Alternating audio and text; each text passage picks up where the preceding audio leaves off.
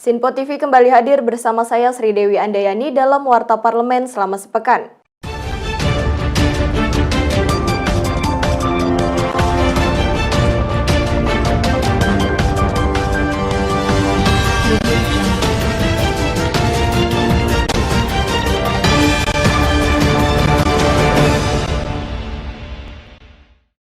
DPR RI menggelar rapat paripurna ke-21 masa persidangan 5 tahun sidang 2020-2021 pada Selasa 22 Juni 2021.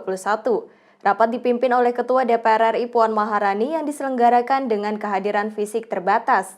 Adapun 4 hal yang dibahas dalam rapat ini salah satunya mengenai penyampaian ikhtisar hasil pemeriksaan semester 2 tahun 2020 oleh Badan Pemeriksa Keuangan Republik Indonesia atau BPK-RI. Dewan Perwakilan Rakyat Republik Indonesia menggelar rapat paripurna ke-21 masa persidangan 5 tahun sidang 2020-2021. Rapat dipimpin oleh Ketua DPR RI Puan Maharani yang diselenggarakan secara hybrid yakni dengan kehadiran fisik terbatas dan virtual. 4 hal yang dibahas dalam rapat ini salah satunya penyampaian ikhtisar hasil pemeriksaan semester atau IHPS 2 tahun 2020 oleh Ketua Badan Pemeriksa Keuangan Republik Indonesia Agung Firman Sampurna. Agung Firman Sampurna menyampaikan bahwa IHPS semester 2 tahun 2020 memuat 559 ringkasan dari laporan hasil pemeriksaan. Di antaranya yaitu 28 atau 5% LHP keuangan, 254 atau 45% LHP kinerja, dan 277 atau 50% LHP dengan tujuan tertentu. Dari LHP kinerja itu sebanyak 241 atau 43% merupakan hasil pemeriksaan tematik terkait pemeriksaan atas program penanganan COVID-19 dan pemulihan ekonomi nasional. Agung pun menuturkan, PCPN merupakan respon atas BPK-RI yang menunjukkan kepedulian dan berperan aktif dalam mengawal pengelolaan keuangan negara yang transparansi, akuntabel, dan efektif.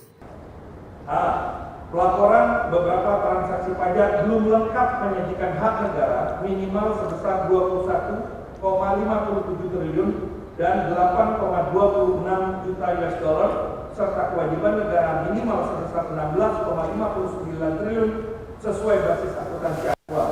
Serta saldo piutang daluarsa belum diyakini kewajarannya sebesar 1,75 triliun rupiah. B. Penganggaran, pelaksanaan, dan pertanggungjawaban belanja di luar program PCN pada 80 KL minimal sebesar 15,58 triliun belum sepenuhnya sesuai dengan ketentuan. C. Realisasi pembiayaan dan pemindahan dari rekening BUN berupa dana abadi penelitian, kebudayaan, dan perguruan tinggi sebesar 8,99 triliun dititipkan pada rekening Badan Layanan Umum Lembaga Pengelola Dana Pendidikan karena pengaturan terkait pengelolaan dana tersebut belum diterapkan. D. Penatausahaan piutang pajak pada Direktorat Jenderal Pajak belum memadai. E. Terdapat ketidakjelasan atas status tagihan penggantian dana talangan pendanaan pengadaan tanah PSN oleh badan usaha yang tidak lolos verifikasi berdasarkan laporan hasil verifikasi atau LHP BPKP, dan F.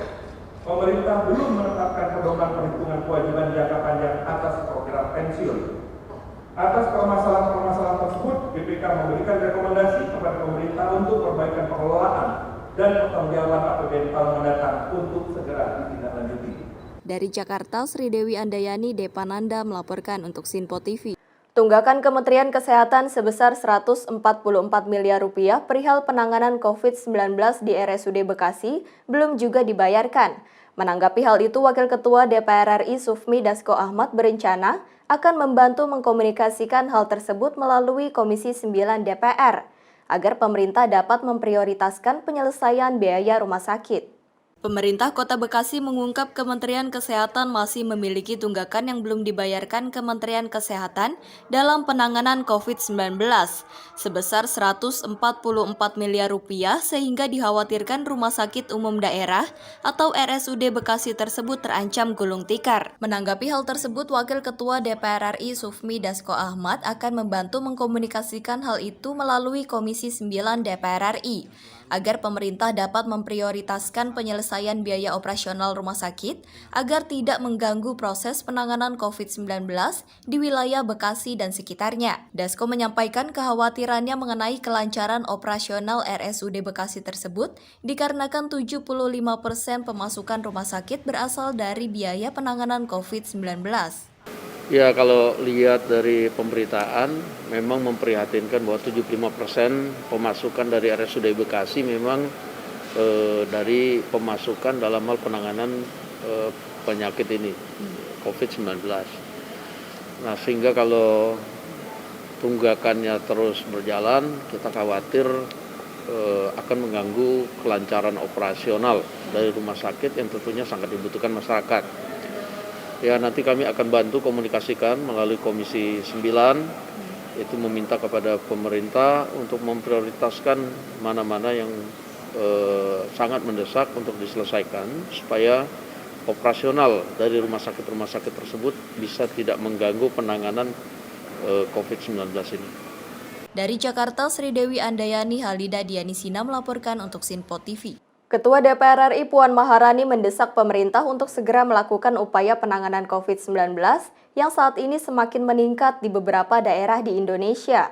Pembatasan sosial berskala besar atau PSBB dinilai menjadi salah satu cara ampuh untuk mengendalikan penyebaran virus COVID-19. Ketua DPR RI Puan Maharani mendesak pemerintah untuk segera melakukan upaya penanganan COVID-19 yang saat ini semakin meningkat di beberapa daerah di Indonesia. Pembatasan sosial berskala besar atau PSBB dinilai menjadi salah satu cara ampuh untuk mengendalikan penyebaran virus COVID-19. Puan Maharani menegaskan, pemerintah pusat saat ini harus bisa menentukan langkah penanganan yang serius, serta memastikan koordinasi dan pengawasan ketat yang akan dijalankan dalam penanganan COVID-19, khususnya di daerah zona merah. Ledakan kasus COVID-19 baru-baru ini semakin mengkhawatirkan karena banyaknya jumlah penduduk mobilitas tinggi serta penerapan protokol kesehatan yang belum optimal. Terlebih lagi dengan adanya kelompok masyarakat sipil yang menaikkan petisi online guna mendesak pemerintah untuk melakukan karantina wilayah atau lockdown. Ya, kami meminta pemerintah segera meningkatkan upaya pengendalian COVID-19. Apakah kemudian pembatasan sosial berskala besar atau PSBB dapat menjadi salah satu cara untuk pengendalian penyebaran virus tersebut, ataupun bagaimana PPKM mikro itu kemudian dapat diperketat karena hanya hal tersebut yang dapat mengendalikan penyebaran virus COVID-19 ini. Dari Jakarta, tim Sinpo TV melaporkan. Pemerintah memutuskan untuk kembali menerapkan kebijakan PPKM Mikro untuk menekan lonjakan kasus virus COVID-19 di Indonesia. Hal tersebut disampaikan langsung oleh Presiden Joko Widodo dalam unggahan video di kanal YouTube Sekretariat Presiden pada Rabu 23 Juni 2021. Menanggapi hal tersebut, Wakil Ketua DPR RI Sufmi Dasko Ahmad menilai keputusan yang diambil pemerintah dalam menerapkan kebijakan PPKM Mikro tentunya sudah melalui kajian dan pertimbangan yang mendalam, serta mencermati permasalahan yang terjadi. Pemerintah memutuskan untuk kembali menerapkan kebijakan PPKM Mikro untuk menekan lonjakan kasus virus COVID-19 di Indonesia. Hal tersebut disampaikan langsung oleh Presiden Joko Widodo dalam unggahan video di kanal YouTube Sekretariat Presiden pada Rabu 23 Juni 2021. Menanggapi hal tersebut, Wakil Ketua DPR RI Sufmi Dasko Ahmad menilai keputusan yang diambil pemerintah dalam menerapkan kebijakan PPKM Mikro tentunya sudah melalui kajian dan pertimbangan yang mendalam, serta mencermati permasalahan yang terjadi. Pimpinan DPR ini berharap kepada semua pihak terlebih kepada penegak hukum untuk bersinergi dengan pemerintah, baik pemerintah pusat maupun daerah, dan pihak-pihak terkait dalam penerapan kebijakan PPKM Mikro agar dapat efektif dan jika perlu dalam penerapannya dilakukan dengan tegas. Dirinya juga mengimbau kepada masyarakat untuk sama-sama menjaga protokol kesehatan dengan ketat sesuai arahan dan aturan PPKM Mikro dari pemerintah. Tentunya pemerintah dalam mengambil keputusan, terutama soal penanganan COVID, yaitu PPKM Mikro, tentunya sudah melalui kajian dan pertimbangan yang mendalam. Karena itu kita hormati apa yang sudah disampaikan pemerintah. Kami harapkan kepada aparat penegak hukum untuk bersinergi dan supaya kita harapkan bisa lebih tegas karena COVID ini memang sedang tinggi, dan kami himbau juga kepada masyarakat, mari kita sama-sama menjaga atau menjalankan prokes dengan ketat sesuai dengan aturan juga yang kemudian harus dijalankan sesuai dengan PPKM Mikro tersebut. Dari Jakarta, Sri Dewi Andayani, Halida Dianisina melaporkan untuk Sinpo TV. Sekretaris Jenderal DPR Indra Iskandar menyebutkan dari hasil tracing yang dilakukan pada tanggal 22 dan 23 Juni 2021, terdapat penambahan cukup signifikan dari beberapa orang yang terindikasi positif virus COVID-19 di DPR, sebanyak 105 orang, dan untuk anggota DPR yang terpapar COVID-19, yakni berjumlah 17 orang. Melonjaknya COVID-19 di Indonesia membuat kegiatan sehari-hari terpaksa harus tertunda. Seperti halnya saat ini di DPR RI, beberapa komisi terpaksa harus meniadakan rapat untuk sementara waktu dikarenakan sejumlah anggota, staf, dan tenaga ahli telah terpapar COVID-19. Dan komisi yang sudah melakukan lockdown yakni adalah Komisi 1, Komisi 3, dan Komisi 8 DPR RI. Agenda pun terpaksa harus dilakukan secara virtual oleh mitra kerja, dan masih ada beberapa komisi yang tetap melakukan rapat secara langsung namun tetap dengan protokol kesehatan yang ketat. Info update terbaru dari Sekjen DPR RI Indra Iskandar mengatakan, per tanggal 22 dan 23 Juni 2021, kenaikan atau lonjakan COVID-19 di DPR RI ini terjadi cukup signifikan dan 17 diantaranya merupakan anggota DPR RI. Dan Sekjen DPR RI ini juga mengatakan bahwa DPR akan terus melakukan tracing untuk mengupdate situasi COVID-19 di DPR untuk menjadi bahan evaluasi dengan pimpinan DPR. Dan untuk saat ini juga DPR telah bekerja sama dengan Dinas Pemadam Kebakaran DKI Jakarta untuk melakukan penyemprotan disinfektan di setiap ruangan-ruangan rapat dan di seluruh gedung parlemen. Ya, dari tracing kami kemarin dan hari ini ada penambahan cukup signifikan yang teridentifikasi positif ya. Untuk keseluruhannya berjumlah 105 orang. Untuk anggota ada 17 orang,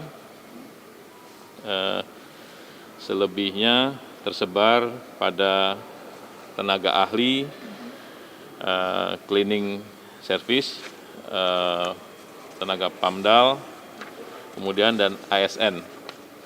Jadi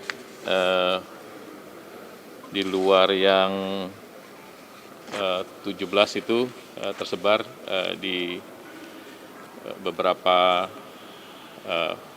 lini ya, termasuk yang di Kalibata, petugas kebersihan di kompleks DPR Kalibata itu juga pagi ini ada 16 orang yang positif. Ya. Jadi kami tetap lakukan tracing terus pada semua lini untuk mengupdate semua data, dan data ini setiap hari kami laporkan kepada pimpinan DPR untuk sebagai bahan evaluasi kita setiap hari. Ya. Demikian informasi kali ini dari Jakarta, Sri Dewi Andayani, Dava Rizkiano melaporkan untuk Sinpo TV. Ketua DPR Papua Barat Tian Antonio Teni telah menyerahkan hasil revisi Undang-Undang Nomor 21 Tahun 2021 tentang Otonomi Khusus Papua kepada Pansus DPR RI pada Rabu 23 Juni 2021. Yanio Teni turut menyampaikan 14 poin daftar inventarisasi masalah yang sudah diparipurnakan di rapat paripurna. Ketua DPR Papua Barat Yan Antonio Teni telah menyerahkan hasil revisi Undang-Undang Nomor 21 Tahun 2001 tentang Otonomi Khusus Papua kepada Pansus DPR RI pada Rabu 23 Juni 2021. Yanio Teni turut menyampaikan 14 poin daftar inventarisasi masalah yang sudah diparipurnakan dalam rapat paripurna. Ketua DPR Papua Barat ini mengatakan pihaknya telah membentuk pansus untuk menghimpun dan merampungkan Undang-Undang Otsus Papua yang sudah dibahas dalam rapat paripurna.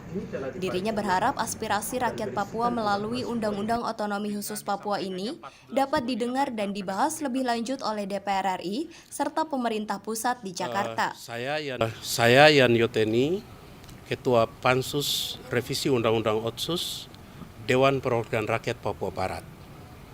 Sebagaimana pasal 77 Undang-Undang Otonomi Khusus, perubahan atas undang-undang ini itu melewati atau melalui Majelis Rakyat Papua dan Dewan Perwakilan Rakyat Papua.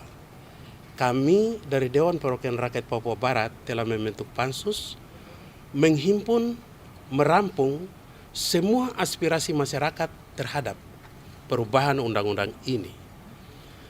Aspirasi yang kami rampung dan kami bahas ini telah diparipurnakan dan berisikan 14 poin yang tadi sudah kami sampaikan. Ini kita bawa dan serahkan ke Pansus DPR RI yang akan membahasnya bersama dengan pemerintah pusat di Jakarta. Dari Jakarta, Kevin Stefano, Dava Rizkiano melaporkan untuk Sinpo TV. Daftar inventarisasi masalah otonomi khusus atau DIM Otsus Provinsi Papua telah diserahkan ke pemerintah pusat melalui rapat kerja yang digelar di Gedung DPR Senayan, Jakarta pada Kamis 24 Juni 2021.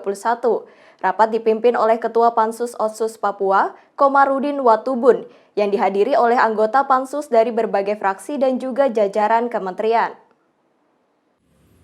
Daftar inventaris masalah DIM Otonomi Khusus Otsus Provinsi Papua telah diserahkan ke pemerintah pusat melalui rapat kerja yang digelar di Gedung DPR, Senayan, Jakarta pada Kamis 24 Juni 2021. Rapat dipimpin oleh Ketua Panitia Khusus Pansus Otsus Papua, Komarudin Watubun, yang dihadiri oleh anggota Pansus dari berbagai fraksi dan juga jajaran kementerian. Di antaranya turut hadir Menteri Dalam Negeri Tito Karnavian, Menteri Keuangan Sri Mulyani yang hadir secara virtual, dan Menteri Hukum dan HAM Yasona Lauli. Menteri Dalam Negeri Tito Karnavian dan anggota fraksi yang hadir menyarankan agar segera dibentuk panitia kerja atau panja untuk membahas lebih dalam mengenai rancangan undang-undang RUU perubahan kedua Undang-Undang Nomor 21 Tahun 2001 terkait pasal 1 tentang redefinisi Provinsi Papua, pasal 34 terkait dana otsus, dan pasal 76 terkait pemekaran wilayah. Ini nanti dibahas dalam proses pembahasan bersama-sama dengan DIM dari DPR, sehingga kami sarankan nanti mungkin dibentuk semacam panja sehingga lebih fokus, lebih teknis, dan mereka betul-betul dedicated bekerja untuk itu.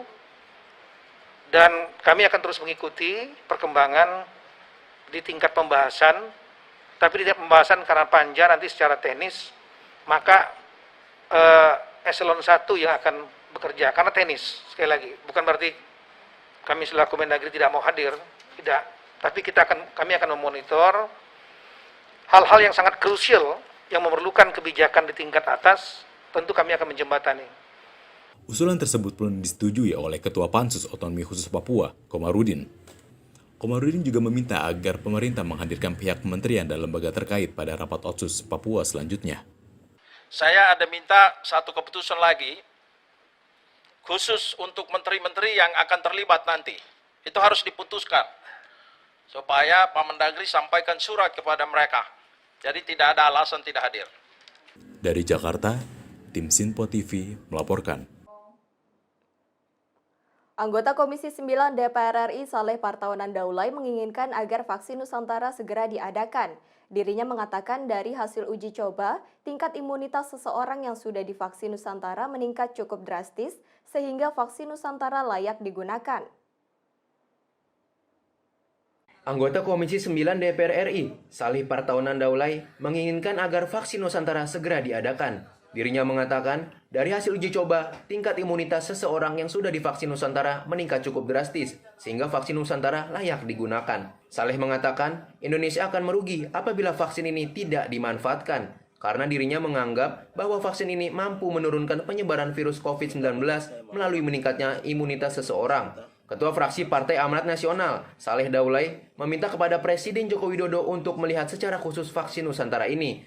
Vaksin Nusantara juga dianggap sebagai alternatif bagi bangsa Indonesia apabila vaksin dari luar negeri susah didapatkan.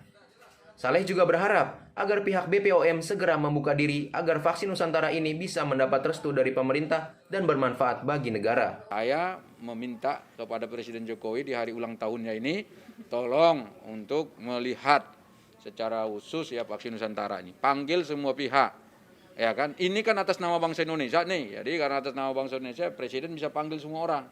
Panggil peneliti vaksin Nusantara, panggil Badan POM, panggil TNI, panggil rumah sakit RSPAD dan seterusnya. Kemudian bicarakan di situ apa yang harus dilakukan untuk bangsa dan negara ini. Jika betul-betul aman, sejauh ini masih aman saja menurut saya. Nah, ya saya kira tidak ada salahnya kalau kita memakai vaksin Nusantara sebagai alternatif untuk vaksin, karena vaksin-vaksin lain juga belum tentu masuk ke Indonesia, agak susah untuk cari vaksin di luar negeri, agak susah. Jadi karena itu ini vaksin Nusantara yang sudah ada di depan mata, saya kira bisa dimanfaatkan. Dari Jakarta, Chandra Gunawan, Halida Dianisina melaporkan untuk Sinpo TV. Dewan Perwakilan Rakyat Republik Indonesia sepakat akan memperpanjang pembahasan rancangan Undang-Undang Perlindungan Data Pribadi atau RUU PDP dan RUU Penanggulangan Bencana. Keputusan tersebut disepakati dalam rapat paripurna DPR RI ke-21 masa persidangan kelima tahun 2021. Dewan Perwakilan Rakyat DPR RI sepakat akan memperpanjang pembahasan rancangan Undang-Undang Perlindungan Data Pribadi atau RUU PDP dan RUU Penanggulangan Bencana. Keputusan tersebut disepakati dalam rapat paripurna DPR RI ke-21 masa persidangan kelima tahun 2020-2021. Wakil Ketua DPR RI Sufmi Dasko Ahmad menuturkan, perpanjangan pertama dan kedua pembahasan RUU PDP dinilai sudah ada perkembangan yang signifikan. Sangat disayangkan apabila pembahasan RUU PDP tersebut dihentikan begitu saja, mengingat progresnya yang sudah cukup bagus, sehingga DPR akan membuat keputusan untuk dilakukan perpanjangan satu kali lagi dan diharapkan pembahasan RUU PDP itu dapat segera diselesaikan.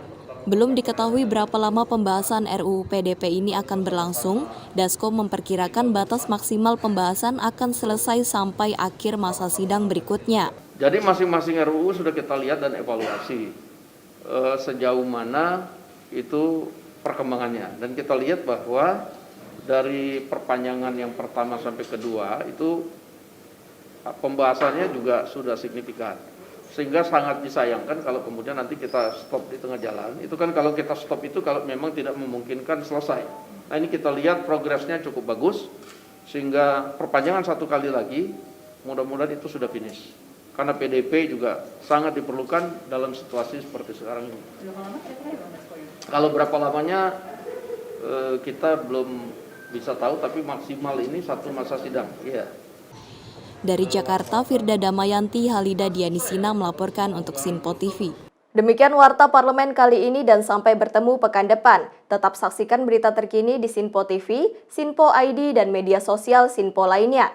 Saya Sri Dewi Andayani dan kru yang bertugas pamit undur diri. Selamat berakhir pekan dan sampai jumpa.